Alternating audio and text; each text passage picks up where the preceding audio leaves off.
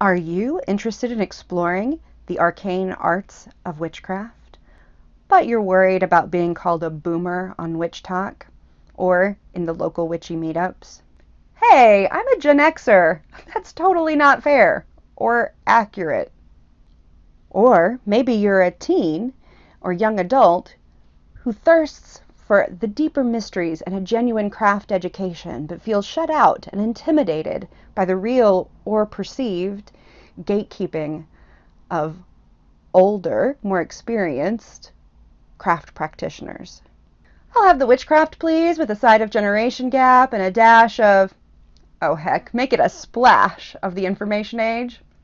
If so, you may be wondering, when is the right time to start practicing the craft? Here at Blade and Broom, we have great news for you. It's right now, sweetie.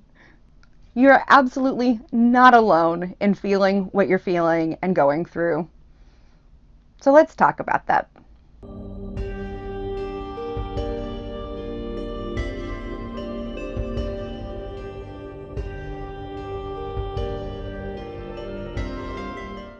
Lorelei Black here from Blade and Broom, running for your favorite witchy aunt in 2024 on a platform of folkloric and traditional witchcraft.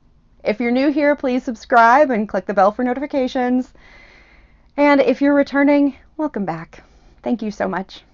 Down in the description box, you're going to find links for information that's shared today, like I do in every episode. And there's also a link tree with ways that you can explore other writings and information that I've put out and ways to support the channel and my witchy content explosion, including a Patreon for this channel, the Red Thread Academy of Witchcraft, which is a way to study folkloric traditional witchcraft with me, and my Etsy shop, where I have digital products available for your use and benefit. Thank you to everyone who supports the channel and this content in some way. Speaking of which, this channel has just in the last week reached 1,000 subscribers, which I know in the world of social media, 1,000 subscribers is just getting started, but y'all, I'm so excited. And I just want to share in that joy with you and thank you, all of you who have subbed and followed and commented and have, really started building a community around what we're doing here. Thank you so much. And please let me know what you'd like to see more of in terms of witchcraft content, particularly in that sort of folkloric, traditional veins of witchcraft, because that's my bag, baby. So let's actually get into some witchcraft discussion now and get back to today's topic. I'm going to start by having a heart-to-heart with the folks who feel too young. There may be good advice in here for the folks who feel on the older side of things as well, but there are timestamps down below, so if you want to just skip ahead to the version that you feel most applies to you, feel free. If you're coming to an experienced person in the craft or a coven and you're under the age of majority in whatever country you live in the United States, that's 18, you may be turned away temporarily based on your age, just because it's not necessarily, even now in the 2020s, a safe thing for us to be potentially going against parental consent. It's never a safe thing to be going against parental consent. It exposes us legally. And most witches aren't going to want to be exposed legally in that way. The only exception that I have to this particular rule is that within my tradition, the offspring of adult coveners within my tradition are eligible for teaching if it's that offspring's will, but that minor person still has an ability to approach the tradition if they're interested in doing that.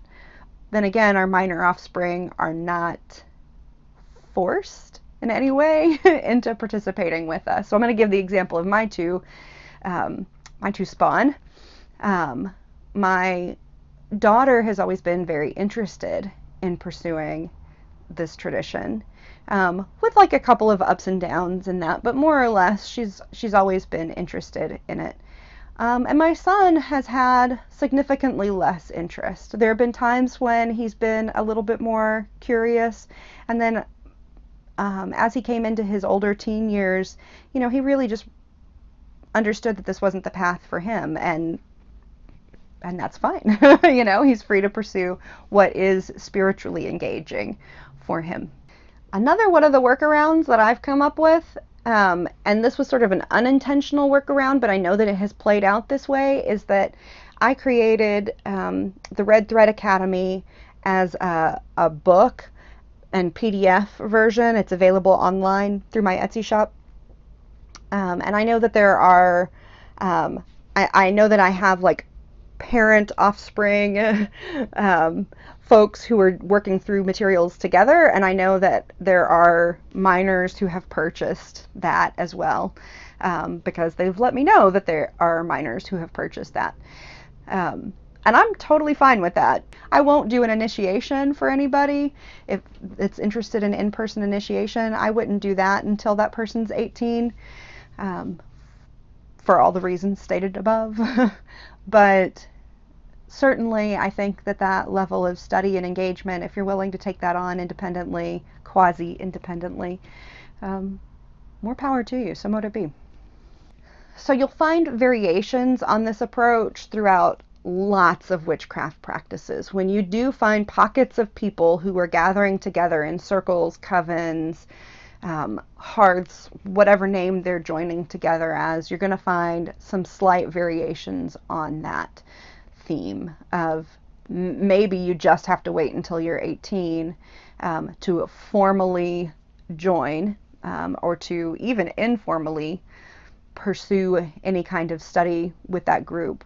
Or you may find that you can actually participate in things like the cups groups that I mentioned before, which still absolutely exist, or at things that are happening on college campuses and that type of thing, because sometimes those groups have rules about that they engage with the community and that they allow community members who are not enrolled in the university to also participate in the group. It's worth reaching out to find out. I'm going to give you a few tips, like really concrete tips here in just a minute, but one of the big takeaways that I want you to have is that nobody's really trying to shut you out, I don't think. I hope, because you're too young, per se. It's because nobody who's really very experienced in their craft is feeling all that froggy about getting sued by parents who are unhappy with your choice.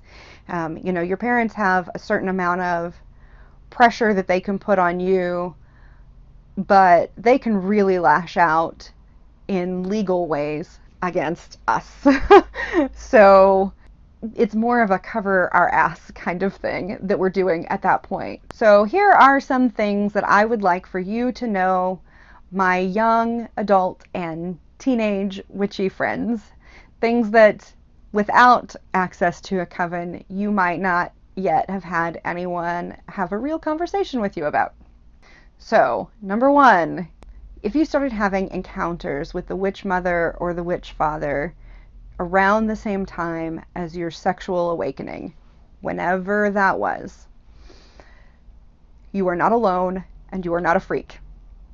The encounters themselves with him or her may not have been sexual in nature. They just coincided with your awakening as a sexual being.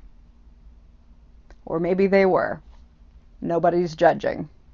That is a shockingly common part of the craft, as sort of a first initiation that a lot of us don't talk all that openly about. I bet there will be some comments down below about like, oh my gosh, that was me. Number two, being approached by spirits or by those great powers, the witch mother, the witch father, does not necessarily mean that you're being haunted, possessed, or having some other like psychic drama that's playing out in your life. It does mean that you are now ready and open to having psychic interaction, and that you probably need to learn some like basic shielding, and some basic ways to interact with those spirits. But very likely these are just spirits that are wanting to get in touch with you and have maybe information with you or information for you, or would like to establish a bond with you. They may have been around and watching you for a long time in a protective kind of way.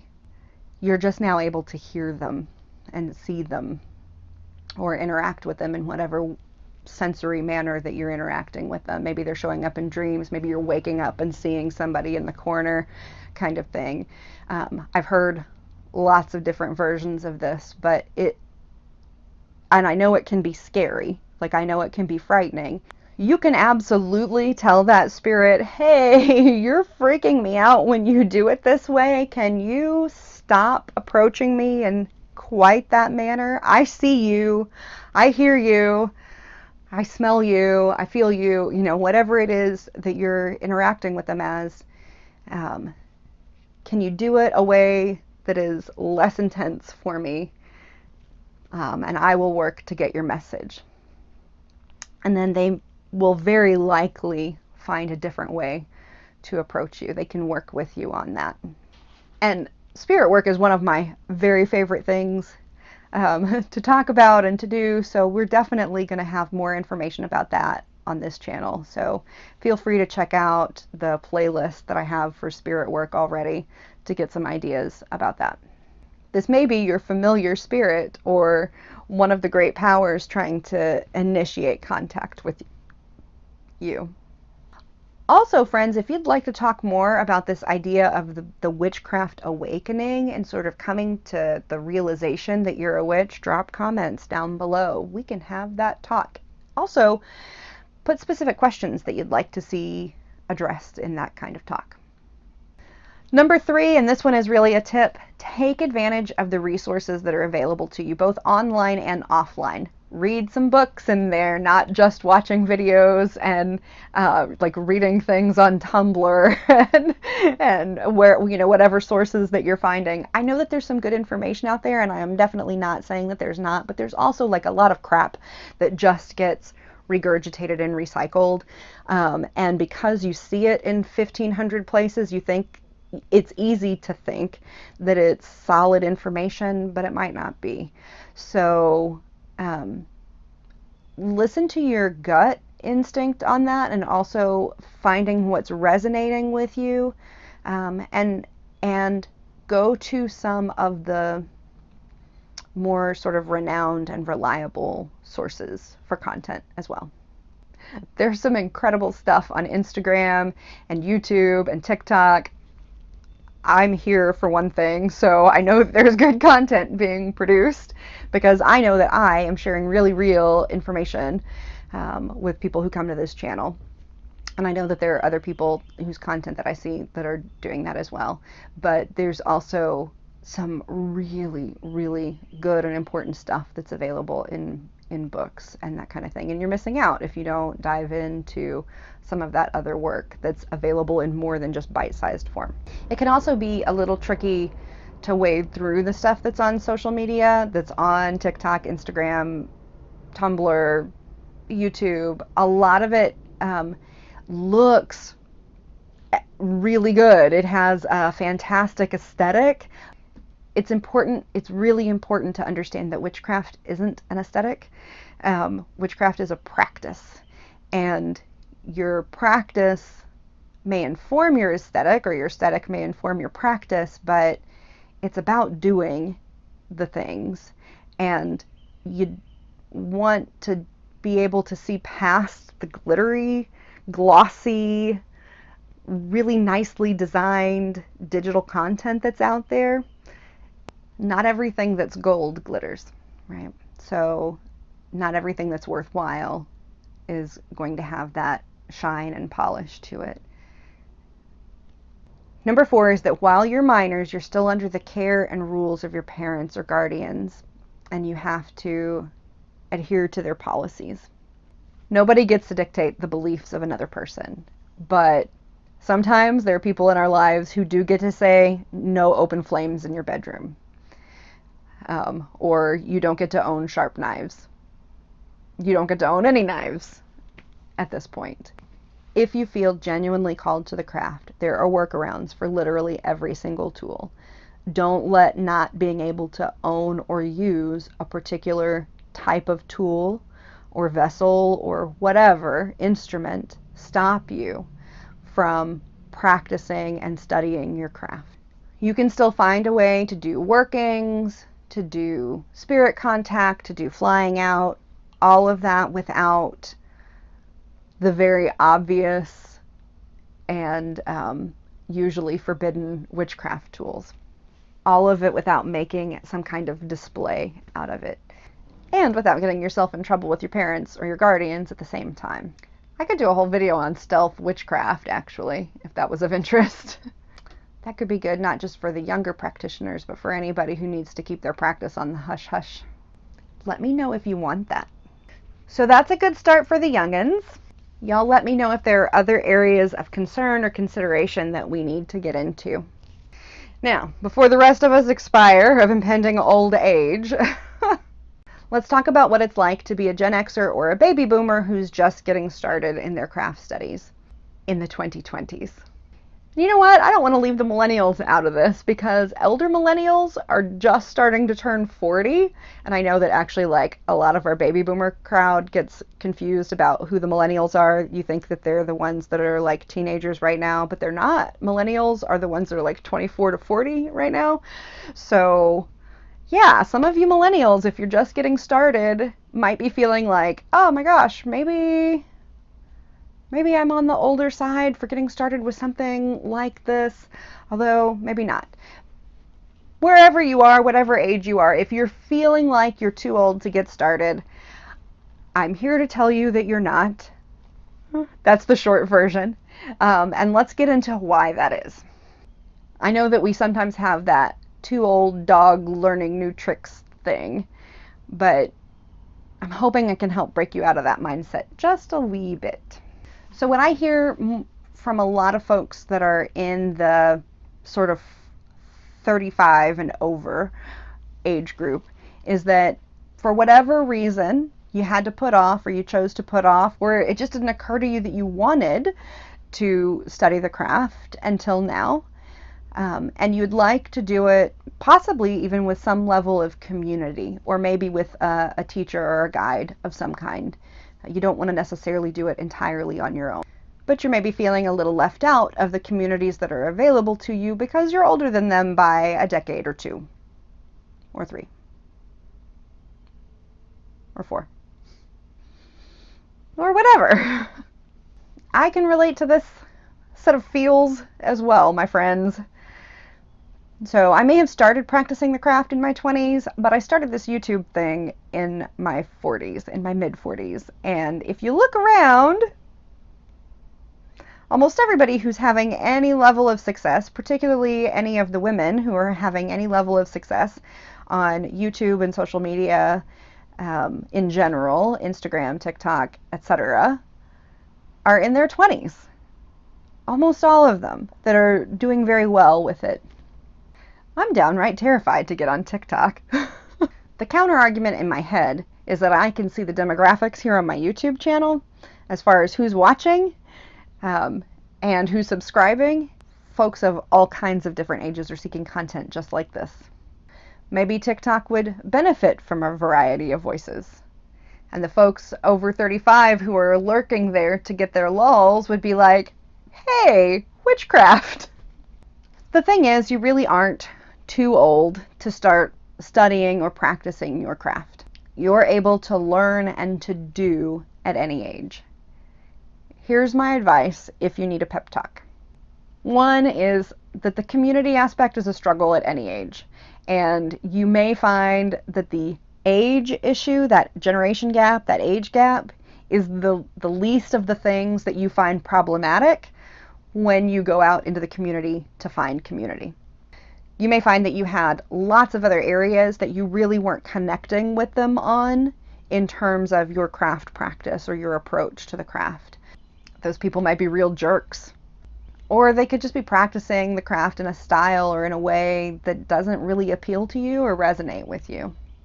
So yeah, age might not even be in your top 5 concerns once you actually got into a group. I did a video about finding and working with a coven last year that I'll link above and below. It'll be in the cards and down in the description box for anybody who's interested in looking at that for the things that you might want to consider when you go out to find a group. The really hard truth is that most witches were and are practicing in a rather solitary kind of format, both historically and contemporarily. Even those of us who identify as being in a coven still often do a lot of our work independently and then come together in a group periodically. We have that support of the coven, but our practice and our craft is still ours individually. Number 2 is to consider alternatives to witchcraft-specific types of community interaction. So I mentioned cups when I was talking in the section for teens and young folks, but cups is a really great, often intergenerational group. It's through the Unitarian Universalist Church. CUP stands for Covenant of Unitarian Universalist Pagans. You don't actually have to be a member of the church to join the group. That's part of their philosophy. If there's not a CUPS group in your area and you are looking to start one, it's not difficult to start. I've helped found a CUPS group in Indianapolis, which is still running. The thing about CUPS groups is that whatever they're doing right now, they're usually pretty open to exploring new things. So if you come to the table with experience or ideas of things that you'd like to explore, ritual concepts that you'd like to dive into, or discussion topics that you'd like to see happen, the whole UU philosophy is very often about that type of spiritual exploration. So the CUPS groups are usually pretty into it too. Meetup.com offers another opportunity to get together and interact. You'll find lots of different topics that are related to witchcraft. So witchcraft meetups, pagan meetups in your local area. And again, a lot of times these are people of a variety of different ages and experience levels. So you're probably not going to go and feel like, you know, the sore thumb sticking out because you're exceptionally different in some way in terms of your age or your experience level. There's also a lot of opportunity to, once the group sort of reaches a certain size or mass, to hive off into subgroups, you know. So you might have your larger pagan meetup, but then you might have a subgroup that's meeting up just about witchcraft on another day of the month, and another group that's meeting up about druidry on another day of the month. This can happen a little bit easier in larger cities, but even some smaller towns have some pretty good-sized meetups that are going on, just depending on the undercurrent of craft that's happening there. Another alternative is going to festivals and cons. This time of year, in the summer, you see a lot of pagan and pagan festivals, and you're going to find all kinds of practitioners at those. Just every flavor of paganism that you could imagine will show up for festivals. And some of these are really big and some of these are really little. And we really didn't have any in 2020, but they're starting to come back in 2021. You'll find a few have resurrected, or a few new ones have started. And I imagine that by 2022, if you're watching this after its initial recording, they'll pretty much all be back. You know, we'll be seeing that round of festivals. I've done a video on how to get the most out of your festival experience, and here in a couple of weeks I'm going to be doing a tour of the festival grounds that I help run, because I helped found a festival event space called Camp Midian in southern Indiana. So I'm a big fan of festivals as places to connect with folks. But cons are another one. If you're not a camper, if you don't enjoy camping, you could consider going to the conventions. So those exist as well, and they're usually hotel-based. And there are some big ones that happen. They're usually in the colder months, in the fall, winter, early spring months. So if you just type in a Google search of pagan conventions, you're going to find things like Paganacon and Convocation. You'll probably still find some information about Pantheacon, even though it had its last con a couple years ago now. And they won't be coming back. It's also really neat because at both the cons and the festivals, you often get an opportunity to meet both local, very knowledgeable people and authors and public speakers who you've maybe seen on YouTube, or whose books you've read and that type of thing, who come out to speak and present at those events, lead rituals, and just generally engage with people. So that's a really great way to learn and interact in a smaller group environment with some of these people. And if you happen to be in the Indiana, Kentucky, Ohio area in particular, or really even like Michigan, Illinois, my particular festival place is not all that far from you. You might consider going to it, and you'll almost certainly get to meet me there. Links down below. So my third little bit of advice on your pep talk is that you can look for or create a training program that meets your specific needs and that resonates with you. I made a training program like this for myself when I first started practicing the craft, fearing that I'd never find a teacher that I resonated with that would guide me in my practice. You can include what you value most in the craft in something that you create. But I would recommend that, by my way of thinking, a well-rounded program would include things like respected and well-researched resources, books, videos, articles, those kinds of materials, hands-on skill practice, trance and vision work or witch flight, and spirit contact. If seasonal celebration is an important part of your craft practice, then you'll want to definitely build in opportunities for you to tread that wheel of the year in order to really get that cycle into your blood. And the same is true for working with the lunar tides and lunar magic. And I say if because I'm going to be honest, it's not as important for some craft practices as it is for others. Some craft practitioners are more pagan and therefore are more into that wheel of the year cycle, and some are less pagan and more into other aspects that they put higher in their priority list. Again, this is an opportunity for you to find or make what resonates with you. Along the way, you'll need some tools in order to help you with your craft practice. Don't get hung up on collecting the Witchcraft starter toolkit before you actually get started practicing your craft. Don't think that you have to have the tool before you do the thing. For an idea of the kind of variety that exists within witchcraft tools, do a search for #Regional Witchcraft Challenge, and you'll see that the kinds of things that people are actually using in their craft very often don't look at all like the tools that are recommended in some of the standard witchcraft books. In short, friends, I believe in you. Your age, whatever it is an asset in the craft. It speaks to the kind of wisdom that you carry right now. Witches are all about tapping into their wisdom, wherever it comes from. If you're here, you're ready to start. Trust that and start. I hope you found today's chat useful and informative, maybe a little inspirational.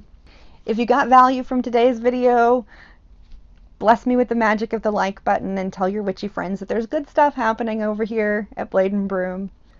And if you'd like to learn more about the kind of traditional folkloric witchcraft that I practice, check out the freebie that I have linked down below for you, 3 rites that every traditional witch should know. Or you can just jump straight to the Red Thread Academy link and dive right in to that course of study. It's open to everybody.